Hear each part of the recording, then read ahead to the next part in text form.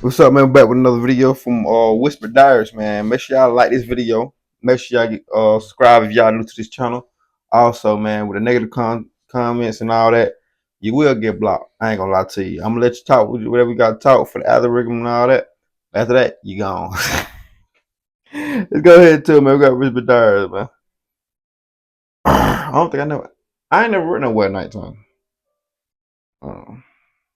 My parents own a small shop in our town.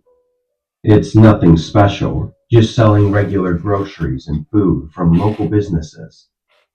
They've been running it for over 20 years, and my dad took it very seriously, keeping the store open until 12 every night, and sometimes even staying later. I'd be a 24. When I turned 16, I started helping out a few hours a week, and when I turned 18, I started working full-time while doing online college courses. This night was my dad's day off, and my mom was having some health issues at the time, so it was just me closing the store. Okay. It usually stays not so busy for the last few hours of the night, and there was never too much to stock either. Around 9, almost no customers were coming in. I think only 1 or 2 people came in, so I grabbed a sandwich from the fridge and took a quick lunch break. Of course, right when I did, someone walked in. I made my way back to the front desk and put the sandwich aside, waiting for the customer to finish shopping first.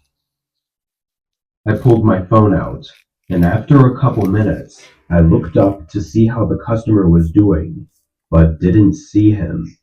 Oh, hell no. I scanned the room again, Red flag. and still didn't see him anywhere. Red flag. Thinking they were maybe in some off angle I couldn't see, I waited a few more minutes, but they still never came into sight. I didn't even... For one, I wouldn't even have my phone up, man. You got customers in. I ain't never worked at no store like this before, so, you know what I'm saying? I really don't know. I ain't never worked at no gas station. Hear them either. Feeling off, I walked around the counter and started looking through the aisles, and it didn't take long to find them. In the second aisle, a man was crouched down at the end, staring at the floor, not moving. Hey, bro, get the fuck up out of here. Get the fuck on. Sir. The man immediately looked up at me, then stood up and continued to stare at me. Bro, get the fuck on, bro. All I could focus on were his eyes. They were wide and full, kind of in an unsettling way. But after a couple seconds, he quickly walked away and out of the store, never having spoken a word. Once I saw him leave, my first reaction was to check where he was crouching to see if there was any reason to be there, but there wasn't. Probably still. I mean, that whole time, he was just crouching in the aisle. It kind of freaked me out because of how odd it was. I went up to the front door and checked that he'd fully left the area. Obviously it was dark out, but I didn't see him anywhere. I then went back to the counter and stayed a little more alert. 3 hours passed, and not a single customer came in. It was now time to close up, and after so much time passing, I wasn't thinking about that man anymore. I was just ready to go home. I walked up to the front and locked up the door, then grabbed my bag and started walking toward the back door to leave, when an extremely loud bang screeched through the store. What do you mean? I stopped in place, knowing it had to come from somewhere in the back. A bang? And it was so loud that I had no idea what it could have been. Oh, hell no. Worried, I slowly walked to the corner and looked down the back hallway. At the far end, dust was scattering through the air as the metal back door was loosely open, and standing right in the hallway was that same man from earlier. Y'all ain't got no gun in there? He was staring at me with the same wide open eyes. I didn't know what to say or do. It was like I was just frozen in that moment. Fuck that. Despite his clear determination to break in, Freeze, he didn't flight, look or fight. angry. He had no emotion at all. I took a few slow steps back, then ran for the front, leaving the store and running to the other side of the street, calling 911. I called my dad too, and he rushed over to make sure I was okay. I forgot where I got it from, but you're going to either the three F's: freeze, flight, or fight. Oh, I got that from Joe Pickett, the Joe Pickett show. Make sure y'all go watch it on Paramount. That's where I got that shit from. The man at the store was gone when police got there, but he left behind a sledgehammer sitting on the pavement behind the store. Who this for? At first sight, nothing looked to be missing or stolen, so his intentions are anyone's best guess. It's clear he was unstable though, which means he could have been planning anything. Thankfully for me, I didn't have to find out what that was. Yeah, good thing you didn't have to find out what that was. You would have been fucked. Alright, Shane.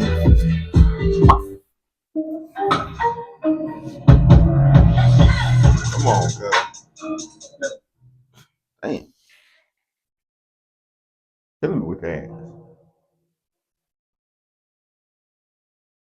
I'm a warehouse worker for a small business in my city. I'd been in and out of jobs for a while, so this wasn't really a career or anything. I just did what I had to do every night, and that was it. Specifically, I had to unload pallets of shipments that came in and put everything in their designated places in the warehouse. Super simple job, and most of the time I just put in earbuds and listened to music while I did it. With the warehouse not being too big, very rarely would there be another person working overnight with me. That would only be on the holidays, but this night was just a regular night. I came in, counted the stock, then put my headphones in and started unloading the boxes from the shipments. I started at 10, and it was probably somewhere between 12 and 1 a.m. when a knock echoed through the building. I took my headphones out and listened, but didn't hear it anymore. The building was old and would creak and groan. Me personally, if I'm working a warehouse job by myself, there's no way I'm having on headphones. Call it what you want. Now I can see if it was a lot of us. Now, like I used to work, I'm lying. I used to work at a warehouse job, but the latest we got off is 2 o'clock. I was still making video. I was making videos. Then in my early stages when I was making YouTube, like the second year I was making YouTube and shit. But anyway, like when it get 12 o'clock, we just clock out. You feel me? The latest who could stay is, I mean, not 12. The latest who could have stayed at nighttime is 2 o'clock in the morning. After that clock hit 2, you gone automatic. Go ahead, go nights, especially when it was windy outside. But there was a lot of us. Thought I heard 20? Was clearly someone knocking. 25. I walked down to the back of the building and looked around, then went to the front. I didn't see anything inside, so I opened the front door and looked outside. The parking lot was empty, and the night was still and quiet. I shut and locked the door, then went back to work, thinking I must have just misheard it. Being more cautious, though, I left my headphones out for a bit. 20-ish minutes went by before I heard something again. This wasn't a knock, though. It was more of a single thump coming from the front. I hurried down the hallway and up to the front portion of the warehouse. Nothing was there. No signs of anything wrong or anyone at the door. I knew what I heard this time, though, which is why I got kind of nervous. I stood in the middle of the room for a moment and just looked around silently, listening and looking for something, anything, to be the cause of these noises. Standing there, I got a bad gut feeling. just that something wasn't good about this. I walked up to the front door and leaned on it to look out at the parking lot again. But as I put my weight on the door, it swung open with ease. I stumbled forward, not expecting it. It was almost as if the door wasn't locked or even latched at all. Oh hell Yet nah. I had checked and locked it not even a half hour ago. I looked at the door, then saw the Why you there by yourself for one, and two? I would have did a whole man. I would have checked that whole I ain't gonna lie. I called the police one. latch Gotta think about lying it. This open on work, the so ground in front of me. My stomach tightened, and I felt my adrenaline suddenly spike. Not even a second later, I heard the faint sound of footsteps echoing from the dim hallway behind me. I quickly went out the door and into the parking lot, still in a dazed and unsure state. no way. Once I was a good distance from the door, I turned around. Barely visible through the glass door, the shape of a figure walked up to the other side. They moved around for a moment, definitely looking at me. Then they walked away. Oh hell nah. They playing. I called the cops as soon as I could and waited in the parking lot, but never saw any more movement in the building. When they arrived, they found that he'd left through the back door, and it seems like they couldn't figure out anything else to help solve the case. A few things showed up missing, but nothing substantial, and honestly, I think it was probably just from a wrong stock account. Regardless of if anything was stolen, to break the latch, he must have had some kind of tool or weapon, which only makes the whole thing more scary. They also moved the door back to look like it was closed, knowing it would keep me from figuring out what was going on. Maybe if I hadn't noticed the door was broken, I would have come face to face with whoever that man was, and I had no way of knowing how that would have turned out. Yeah, cause you didn't Although have. unlikely, I couldn't shake the feeling that he was coming after me for some I reason. know the nigga had a So box. I've since left that job and moved on, hoping I don't run into him again. You should have had a box cutter or something. Something. Me personally, I'm taking my father to work. That's just me though. That's just me. So, I'm a receptionist at a popular hotel chain in the US. For the better part of a year, I'd been working overnights. This night, I was doing my usual shift of 11 p.m. to 7 a.m. It was pouring outside, so I wasn't expecting any walk-ins, and on the schedule, it didn't show any bookings starting tonight. On nights like these, my job is to just stay awake and take phone calls or help current customers with any room services or checkouts. We had a coffee machine in the hotel lobby, so I had a cup of coffee next to me as I tried to stay awake. Even having been on overnights for a while now, I still had trouble with getting tired on my shifts. The rain outside made me even more tired as well. Ryan, that shit But at definitely make 1 you tired. a.m., a phone call came in. I answered, and before I could even speak, a man quickly asked if we were still accepting walk-ins. Their voice was very muffled though, and there was a background sound that was really loud. Yeah, we have rooms available for walk-ins tonight, I said. They responded, but I couldn't make out what they were saying.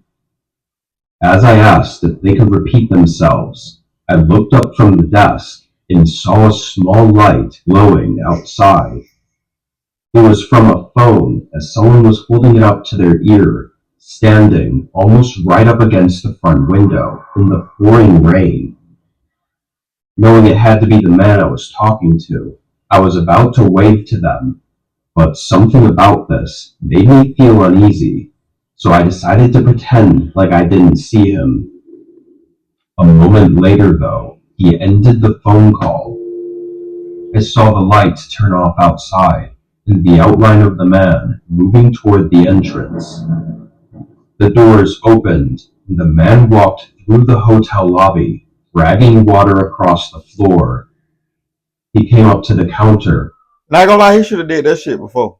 I ain't gonna lie, he should have did that shit before. You should just walk in and ask if they taking. And bluntly asked for a room. You already right there. He was fully soaked and had water dripping from his hair, yet his face showed nothing but exhaustion.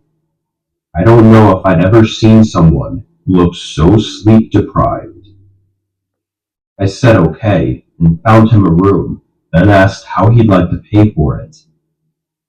He slowly reached into his pocket and pulled out a debit card, then handed it to me. I swiped it, but it declined. Oh shit. I looked up at him, only to see he was staring at me. It didn't go through. Do you have another card to try? The man didn't respond, holding his stare and not moving aside from a few blinks. As the seconds kept on without any reaction, I grew more and more uneasy. I looked down and put the card on the desk, sliding it back to him, but he didn't even look at it. He turned and started walking away from the desk and toward the hallway with the rooms.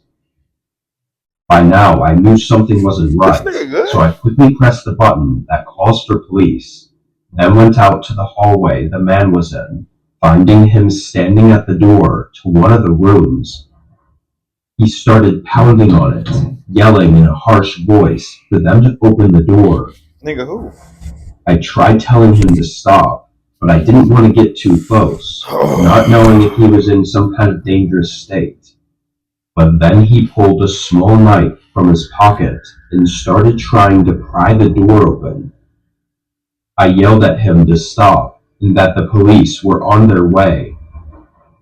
The man stopped for a second and shot an awful glance at me, then faced me and screamed at me to open the door for him as he started walking down the hallway.